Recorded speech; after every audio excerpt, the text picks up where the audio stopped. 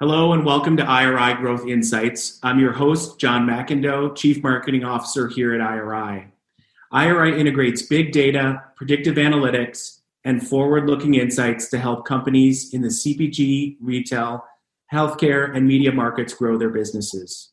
We also share our thought leadership with the industry at large with the goal of addressing and tackling key challenges in our industry.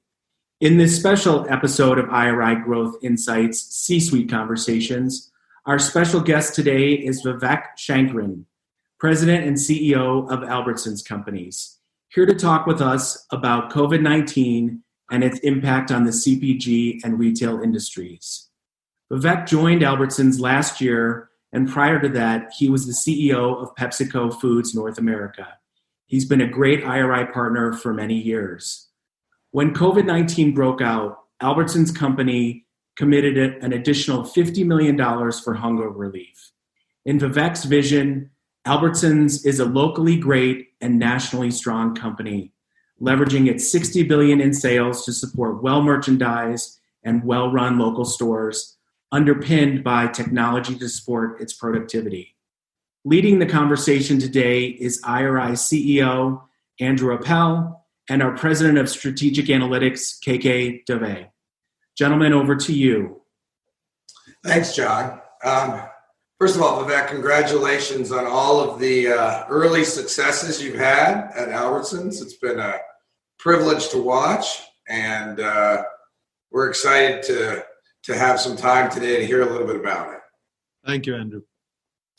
So the first, we want to start with just a little bit more of a fun question, which is, what positive things have been keeping you going outside of Albertsons and outside of work over the last 5 or 6 months? What positive things have been?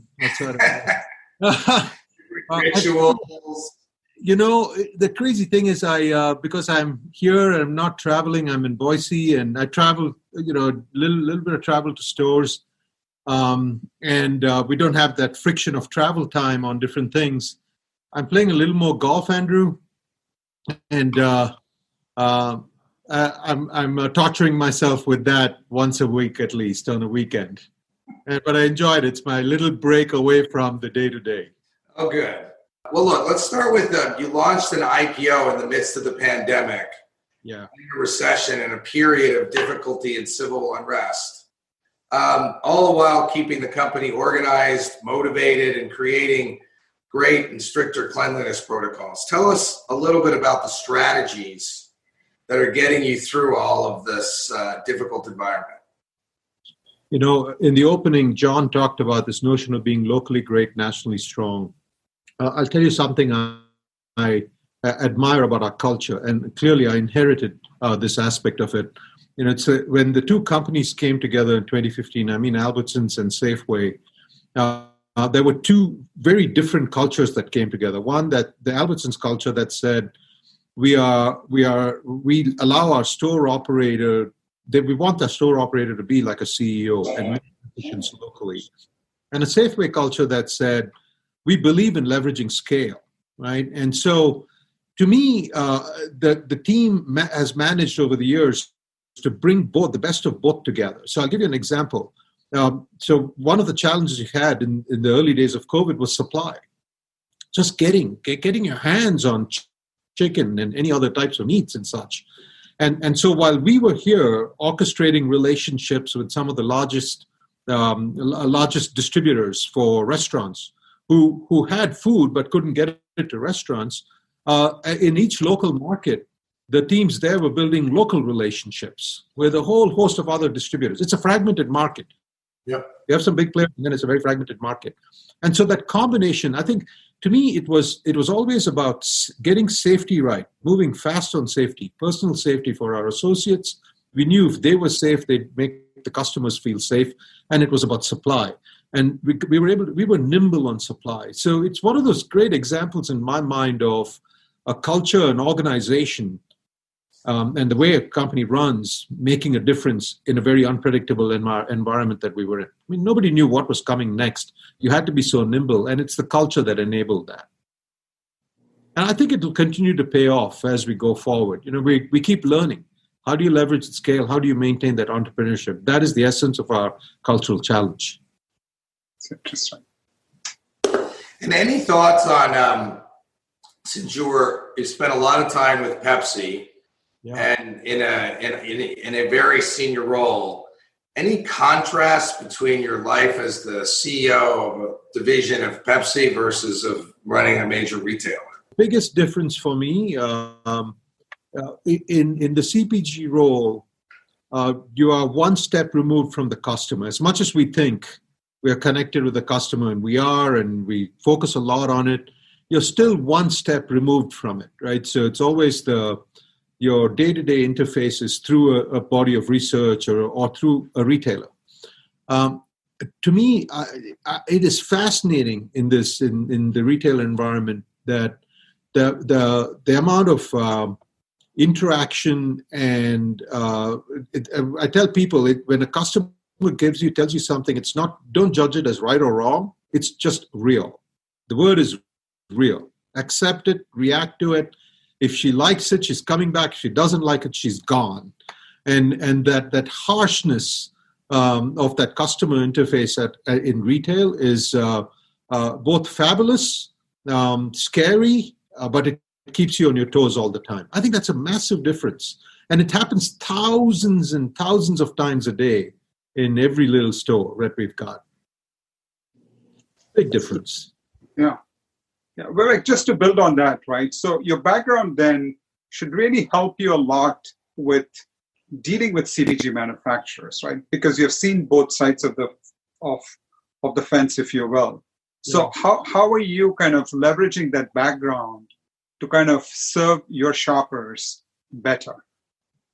Yeah, so the notion of having joint business plans, getting together with the CPG companies, we can't do that with everybody, and we were able to do less of that in this environment. But having that kind of planning so that we can bring what we are seeing with our customer base to them, right, as early input, those are things that'll make a difference. We need to do more of it. Clearly, we need to do a lot more of it. I think having a sense for, this, we knew this before, I see this even more now, that while we are America, we're actually extremely diverse at a very granular level, right? Yeah. I can tell you there are stores in Seattle that the stores are 3 miles apart, and one store sells predominantly red onions and another store predominantly sells white onions, okay? But that's because somebody locally understands that and makes that difference. And so America is still extremely local in taste. Those are things that we can work with. But to me, I think and there's where the innovation and what CPGs can bring matter a lot. And then the third is I think it's another opportunity is that if you again start with that customer and what happens with that demand signal. There's so much opportunity in making our supply chains more efficient. We have so much we can do. We have, as the Albertsons companies, all of those as opportunities in front of us. We recognize that. We think it's how we leverage our scale so that we can make that interface with our CPGs even better for our customers, a journey we're on. With the pandemic, do you see this business planning, joint business planning that you may have traditionally done once a year or maybe, twice a year. How is that evolving, right? I know it's only 4 or 5 months, but I'm sure it's kind of not the good old days when, you went with an assortment plan or an innovation plan or a promotion plan. How is that evolving now?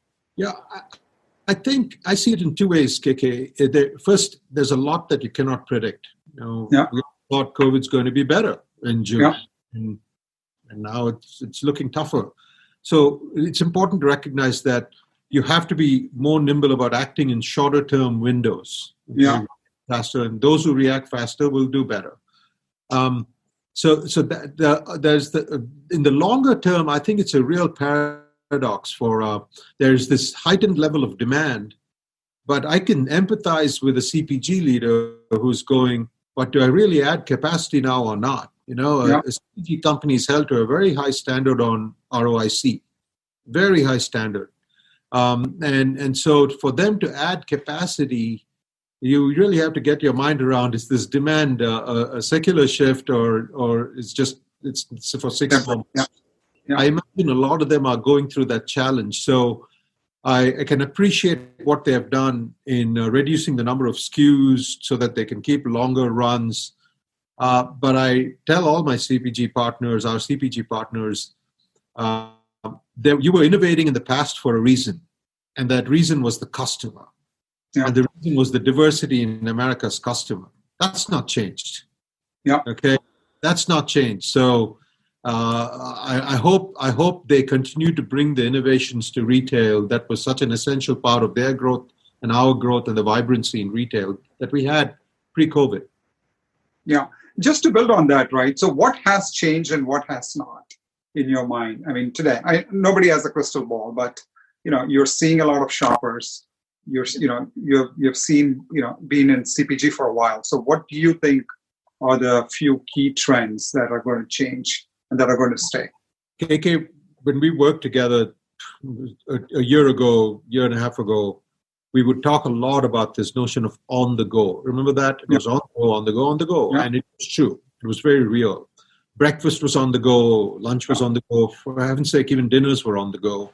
And we talked about how many of us have grown up in a family structure that sat down for an evening meal. And we talked about how that just blew up, right? Mom was running between four sporting events and coming back from work. And so people, it's so amazing that degree of emphasis on being on the go has just disappeared like that, right? And so now we're seeing a lot more of people eating at home. Yeah. Okay. The things that are growing in our store are all those meal-centric items, baking items, meats that people are going to cook, spices, et cetera, et cetera. You can see meal-centric behavior coming in. And I think two things are happening. One is I suspect people are just, while we're all, there's a lot of sameness to our lives because we're doing these calls every day like this. But on the other hand, I'd encourage you all to think about, what a great opportunity to have a meal at home with family. Many evenings a week. I mean, maybe we'll never get this opportunity again, but you're getting that. And I think people are recognizing that that's fun. I'm connecting with my family again in ways I didn't before. And then I think we're all realizing too that working remotely, I'm not going to say working from home, but working remotely is not such a bad idea. It's not so bad. And so I think those two forces, in my opinion, are going to make eating at home more sticky than not, for longer than we think. Those two forces are going to be pretty powerful to get people to eat more at home. And I think that's the single biggest shift I'm seeing, less of that on the go, more of that prepared, a trip that I'm going to shop for the week, maybe. It's bigger baskets, lesser trips, more complete baskets in one store. That's the trends that we are seeing. And I think that's going to stick. And that has, just on that topic, right? And that has immensely benefited grocery. Grocery used to kind of donate share to other classes of trade for 15, 20 years. Yeah. But suddenly grocery's importance has picked up in the last 3-4 months. So has online e-commerce, which has accelerated. Yeah. How do you see those two trends evolving, Vivek, from your perspective? On the online, I think it is accelerated. I don't know if the rate of acceleration will stay the same. I imagine it'll level off to a point, but I think it'll stay at a higher level than pre-COVID, right? Clearly in my mind. And then it might get back to that same level of acceleration. Yeah. What it does, though, what it really does for all of us is that because it's accelerated, it's got to a different level of scale. Yeah. When a business gets to a different level of scale, your ability to accelerate that changes. See what I'm saying? So, yeah. You can do more with it. And so I think it's also my belief is that the rate of acceleration will stay slightly higher than pre-COVID, right? That's on the e-commerce. I think it's fabulous. It's what customers want, and we're going to give customers what they want. And you're seeing the sector at large responding to that point. Now, with regard to grocery itself, you step back and you go, but if you're going to cook a lot more at home, you want quality in your produce, you want quality in your meats, and you cannot freeze produce. So you go back to where you have that differentiation in the fresh side of that store. And then if you say, I want to reduce the number of trips I'm making, then you certainly want to complete your basket in a store. Yeah. Grocers tend to be typically really good and fresh and tend to carry variety, right? Yeah. You want gluten-free, you want organic, and you got both. You got it in our stores. You got it all in our stores. And I think that's helping too, this notion of completing your basket. Yeah. Do you think if you paint forward in a scenario that the world returns to some normalcy, that that some of these behaviors will continue about fresh and it's interesting that you're the first thing you thought about was the quality of the product and the fresh, and then kind of filling out the baskets versus the efficiency of time that it just goes through to go to the store in this environment where people want to get in and get out quickly and don't want to spend a lot of time. Do you envision that this will stay, and or that maybe even leaning towards the actions you're taking to really connect with these consumers and retain them over time as they've come back to the grocery environment and hopefully are having a positive experience?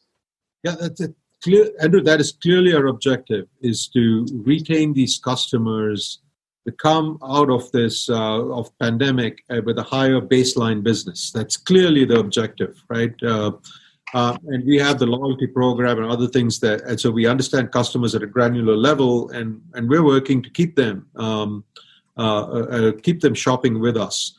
I'll tell you go back and KK, you showed me this data for years, and if you go back to 2008-9, if I'm right, remember, the math was around, I think in 2009, about 42% of the dollars on food and beverage dollars were away from home. Yeah. By 2020, it was 51-ish, okay? So take 10 years, 80, 90 bips. So it's 80 bips a year that shifted from home to away from home. And that happened, and dollars, I'm saying dollars now. Yeah. That happened in the greatest economic expansion we can all remember in a long time, without a COVID, without work from home as context. Yeah. And so even in the best scenario, let's say we're down 10% now, if 10% shifted the other way, I think it's it's going to be slow getting back to that. But you have a recession, you have work from home policies, and you still have a pandemic and worries around it. So that's why my hypothesis would be, if I were betting, I would be betting towards this behavior becoming entrenched for longer, and the shift away from home taking longer than it did in the last decade before COVID. Right, Andrew? Yeah. And so, which is why I come back to, and if you accept that behavior, then you're going to go back to fresh. But look, I think we're all going to be trying to provide people with more convenience, prepared meals and so on in our stores too, as we are. And switching topics a little bit, as you think about, we were just talking about e-commerce and the role of technology and changing the retail landscape. How do you think about technology or reinvention impacting, Albertsons as an organization? I've been on this story for a few years now about the passion for technology, and the way I articulate it to people is I tell them to take their phone, pick your phone up, go to your first page, and look at the apps on that, okay? Is there any app there on get to your first page that you don't use? Typically, the answer is no. Is there any app that works 9 out of 10 times? No. There's an app that fails 1 out of 10 times will not be on your phone, okay? Is there any app that takes 30 seconds to get going? No. Yet in our lives in business, we tolerate all of those things. We'll say, hey, yeah, most of the time it works. it's a little slow. I mean, I get that circle, and it's a little slow, but it works. It's very, very helpful. And we talk like that. In business, we've accepted this notion of mediocrity is okay in technology, and I think I don't understand it. As human beings, we leave the office, and our expectation of technology just go up 10x. Okay, and so I think it's first. I believe we all as companies have to just embrace that if it's helping us in our personal lives, it should even more help us in our professional lives. That's step number one. I believe that we've all gone through Lean, and we've gone through Six Sigma, and we've done all those things for decades now, right, in business. And I think we're getting to the place where if you want to jump on a new S-curve on productivity, you want to jump on a new S-curve on growth ideas, you want to jump onto a new S-curve on managing data, you have to use technology. You just have to embrace it. So, Andrew, there isn't a part of the business that I look at where my first question is, what are we doing with technology? What are you going to do with technology for growth and productivity? And that's how we think of our strategy. There's a growth agenda, there's a productivity agenda, there's a technology agenda that is supporting growth and productivity, and there's a talent and culture agenda that's supporting all three. You think about the 3 to 5 most transformational areas or ideas. Any thoughts on where you see the biggest, opportunity to use technology, either for let's use your friend growth and then productivity? Customer-facing stuff is a huge opportunity, whether it's getting more granular with the loyalty engines we have, getting more granular about the demand signals that we're getting into our stores and into e-commerce, being able to predict the order pattern that we're going to get in e-commerce. And when I say technology, Andrew, I'm including data in it. Okay, it's I don't mean just don't think robots. Think harnessing the power of data too. So there's so much you do that are having the demand signal so you're better in stock, sending it all the way through the supply chain, all of those things. I think there's one part of it. There's technology and productivity, right? It's automation of all of the work that we do in our DCs, automation in our stores. There's so much of that are productivity centric. There I am thinking robots. I am thinking of those types of the physical activity that you can do more efficiently with it. And so to me, that's how the lens I'm always putting on it is it has to be helping our growth priority or our productivity priority. Otherwise, it doesn't have a role. I will tell you that we're also doing a lot on creating just the infrastructure, a cloud-based infrastructure, so that it can be more flexible, malleable, and it served us really well. We saw this huge spikes in our e-commerce business, omni-channel business over the last several months, and we were delighted because we were on a cloud. We just expanded it nicely.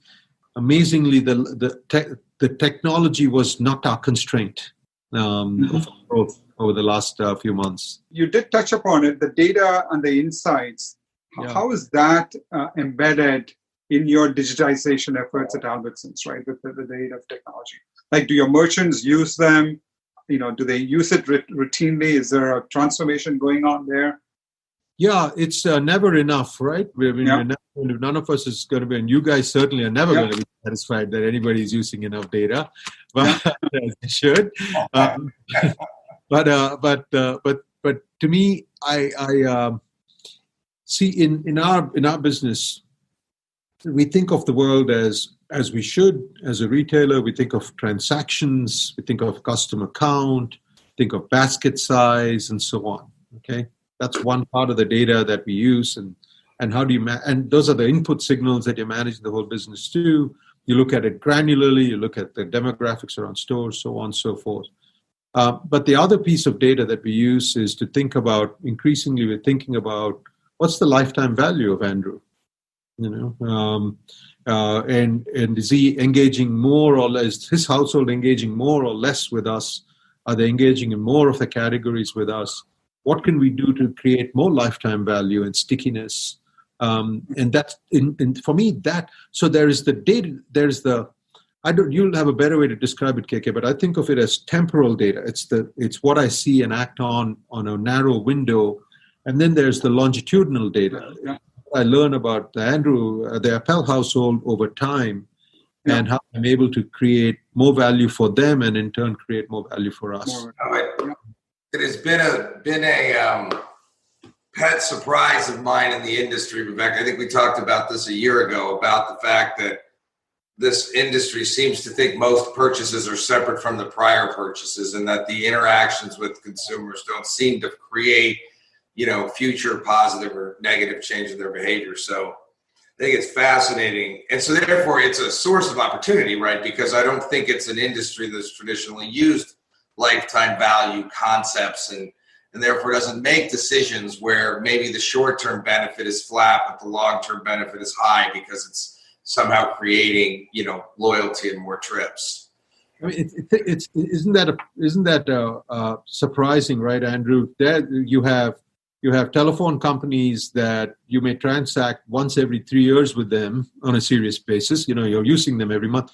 They think of lifetime value, yet you transact 3 times a week with us, and we don't think of that. No, I think that's the opportunity for our whole sector. And by the way, frankly, for the entire. It's not just us, but the chain behind us. Yeah. Well, and if you think about, one of your largest competitors that's highly e-commerce related and based in the Northwest, I think LTV and customer acquisition and retention and growth and things like that is effectively the business model. You're exactly right. Acquire consumers, penetrate those consumers, and create loyalty that then increases the breadth of the wallets they spend on you. Hey, I had one interesting question back to transforming the company. Yeah. And as you think about technology enabling the organization, there's one school that says you want to make the access to the information or the prescriptive analytics easy for the end users. So call it the Google search model of, the future of a merchant or a marketer. And then there's another that you want to make them all really good at using the tools, right? Create more sophistication in the employee. So it's like one is make it easy, and one is make everybody better. Do you have a thought on that, just as you've been thinking through the transformation of the organization? It's an interesting way you frame it. I hadn't thought about it that way before, Andrew, but if I reflect on it, I think the more you get into, in a store environment, if I'm trying to get the grocery team to order frozen better, okay, in their primary objective in that technology, the question you should be asking is, have you made their life simpler? That's it. If you've made their life simpler, they're going to adopt it. If you've made their life harder, they are going to ditch it. I mean, that's what they should be doing, right? So when you put an automated ordering system, you don't want to massively deviate from what they typically do. You just want that information you feed them to be more accurate, better, and over time that they actually trust that it's the right thing for them. But it makes it easier because they don't have to count as much or et cetera, et cetera. They can spend less time ordering and spend more time taking care of a customer. I think that's one scenario. I think there are other cases where when I take promotions, I want the technology to challenge even the way we do it, right? Because you want technology and data and the science behind it to even challenge what we choose to do and how we do it and when we do it. Yeah. And so you want the technology to actually transform processes. And so I think it really depends.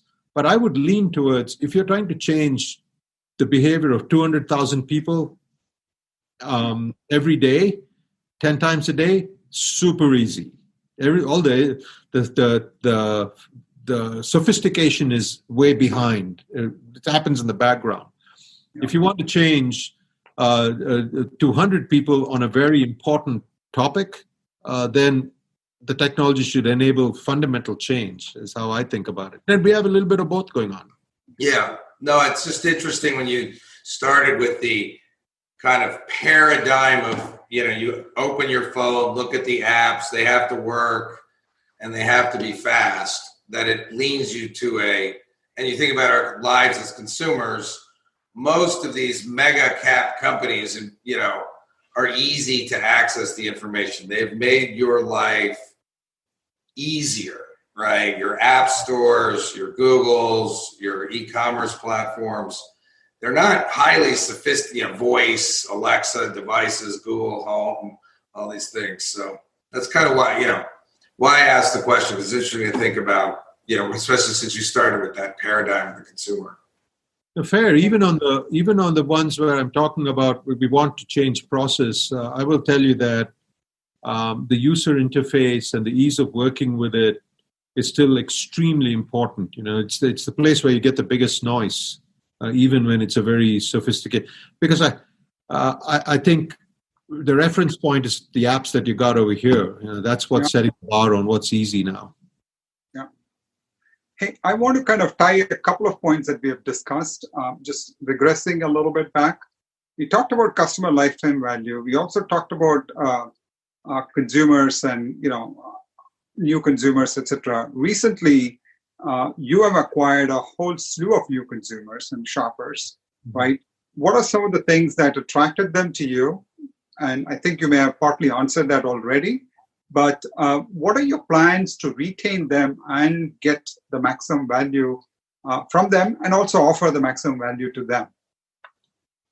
I think in terms of why we got them, it's a layers of things, KK. It starts with the fact that we have stores in some terrific locations. The fact that we've been around for a long time, our stores are in markets and retail locations that are close to where people live. Okay, then you add to that the fresh assortment and the variety, and both are important. Remember, it's the complete the basket mindset. Okay? And so I think those are the layers and then our ability to be really nimble and drive the agenda and provide them with what they came looking for, so that they're not disappointed and they come back again because they feel. You want the customer in today's world, you want them to feel like I can go there and reliably get almost everything I want. You need to have that confidence. Give them that confidence rather. Our biggest engine that allows us to retain them is first continuing what I'll call the fundamentals of everything I just talked about, right? Keeping that going, but then having that more granular approach through our loyalty program. That's the added feature besides running a great store every day. The loyalty program and everything we can do there to make sure that we retain them, both on the frequency and or the size of the basket. That's what we're putting a lot of our energy into. And I should also tell you that a lot of customers have now shopping with us or spending more with us because of the omni-channel capability we have. But that also is a data-intensive transaction, if you see what I mean, right? We know who they are and what they are. So that's another one that gives us the opportunity to retain them.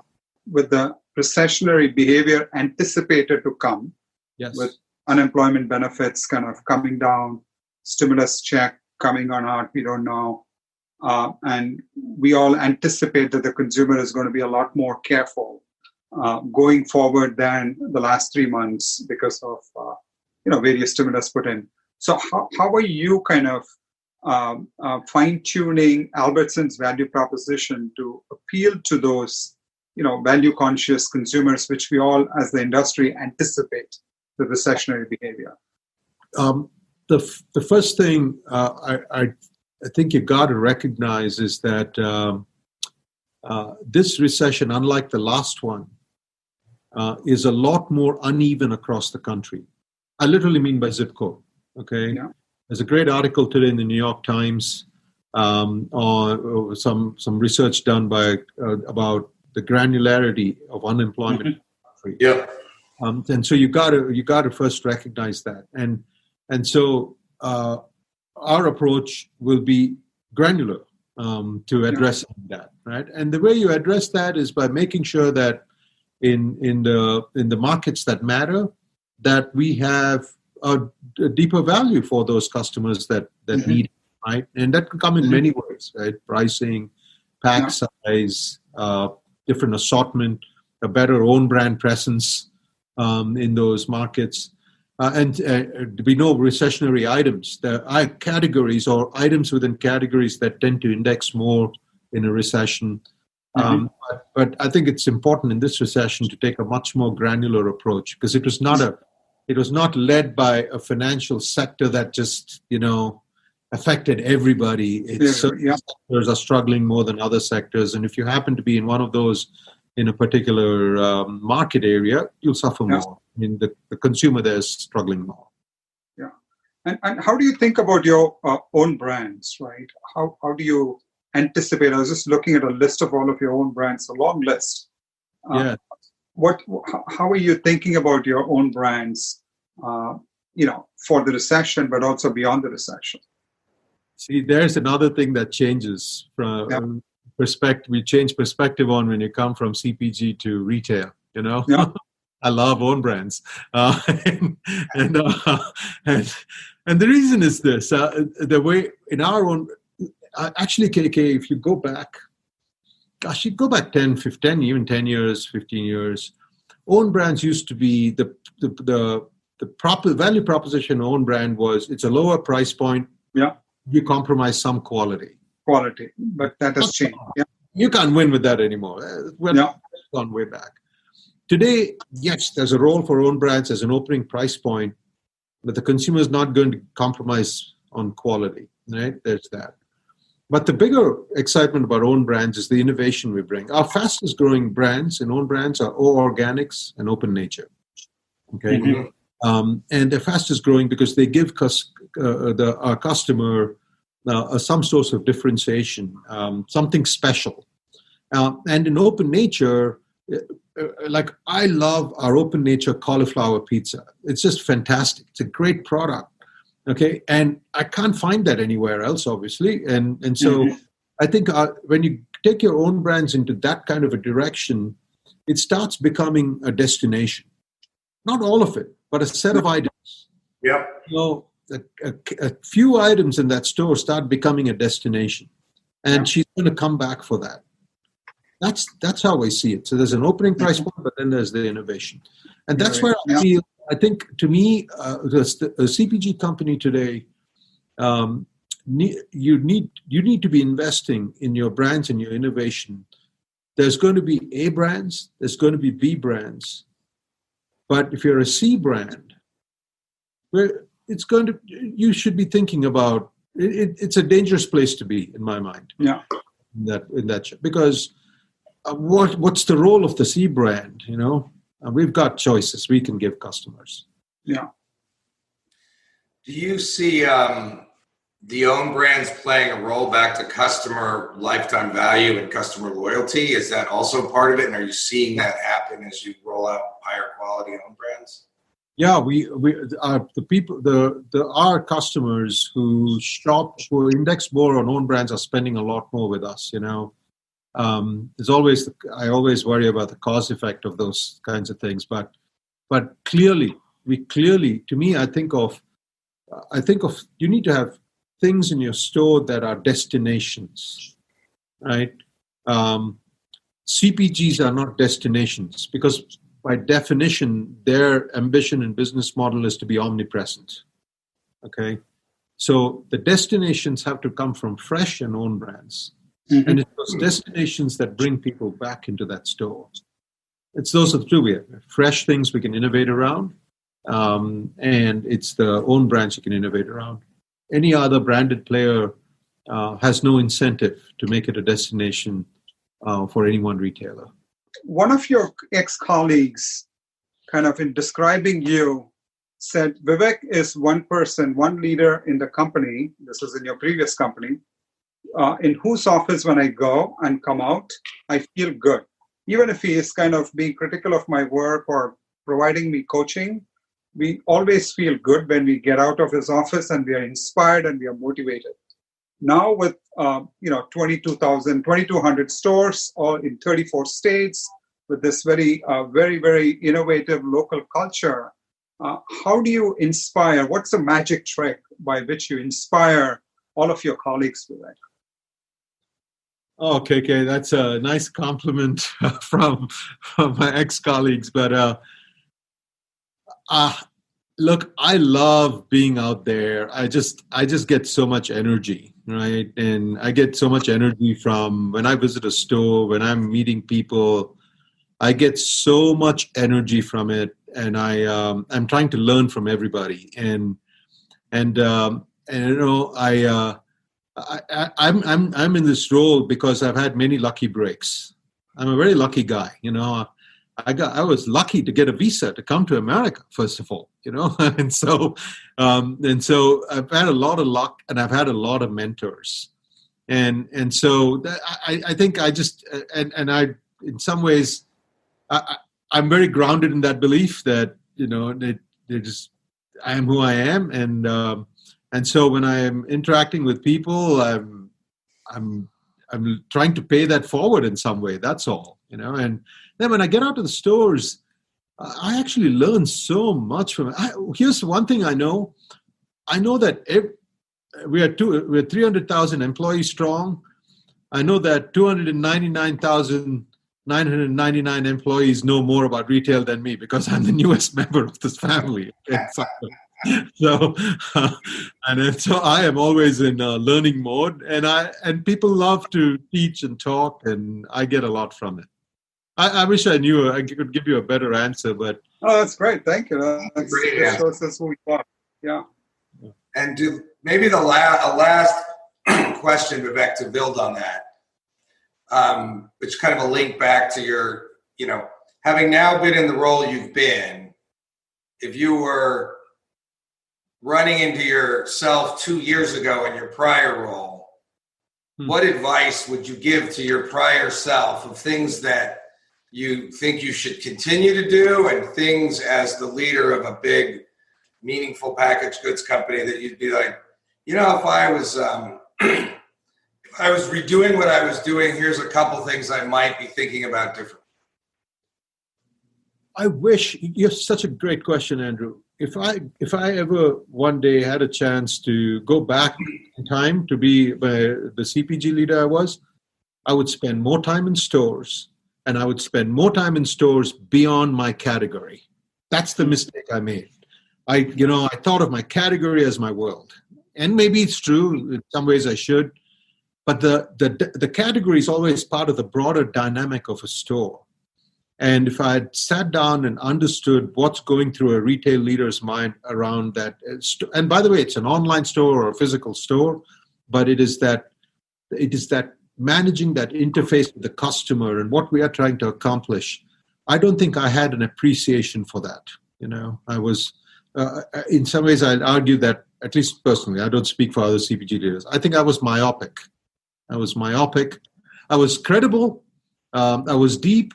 But I was myopic from a retailer standpoint. Fantastic. Vivek, Andrew, KK, thanks so much. Really a wonderful conversation. Some tremendous insights imparted through our dialogue here. Just to recap a couple of the key things that I heard. Vivek, you talked about the importance of maintaining an entrepreneurial culture and really acting with speed and agility and nimbleness. You talked about the role of manufacturer and supplier collaboration and really acting within shorter timeframes, given the pandemic is obviously so critical. You also talked about maximizing assortment to meet evolving demand and really looking at what is going to deliver the most value to your customers at that immediate time. And then you also talked about supplier collaboration and working with your partners, your manufacturing partners, to continue to innovate and keep up and maintain those innovation efforts for consumers and keeping them at the center. I thought your comments relative to the tremendous shift around on the go and eating at home and that trend resurgence, having long-lasting stickiness beyond the post-pandemic and bringing that ritual back to life, I thought was quite interesting. You also talked about the role that e-commerce is going to play. It's playing today in the omni-channel experience, but how that likely will extend post-pandemic and creating an integrated experience for your customers, underpinned, of course, by the importance of understanding consumers at very granular levels and maintaining that approach as you attract and retain and, of course, expand your loyal customers. The role that data and technology play and how not only Albertsons, but also your manufacturing partners need to embrace technology and the use of greater data and technology to bring to parity business technology like we do in our personal lives, and the importance of bringing that same level of technology to what we do every day in our business world. Finally, as we head into the recession, your thoughts relative to what's ahead for consumers and the real need to address consumers at very granular levels based on their unique situations, and that no two customers are the same, and really understanding and having a deep depth of knowledge about what they're dealing with, and then tailoring your offerings from a value, assortment, and pricing perspective to really deliver and meet their needs. One big tip I got was trying out Albertsons cauliflower pizza. I've not tried it, but I will be getting to it soon. Finally, I thought your perspective on learning and really working to understand what you're learning each and every day and trying to take that forward was really, from a leadership perspective, was really compelling. So thank you for that. One thing to add, which is, a mix of congratulations and thank you, Vivek. The role you play as the leader of a large grocer and the importance that organization plays in kind of making sure that Americans are safe and fed and get the right opportunities, and then leading 300,000 people who I'm sure's lives are better through your leadership is something we should all be appreciative of, because it's a daunting task, and I'm sure you feel like it's an honor, and it sounds like you're doing a fantastic job. So in our own little way, we think about that same role somehow to make people's lives better. But the impact of you and your organization on the lives of tens of millions of people shouldn't be forgotten. For our listeners and viewers, this recorded conversation will be available at our website at iriworldwide.com. We hope you'll take the opportunity to review our other COVID-19 thought leadership, including valuable reports and a dashboard of economic indicators. Thank you all, and appreciate everything you do for us. Take care. Thanks so much.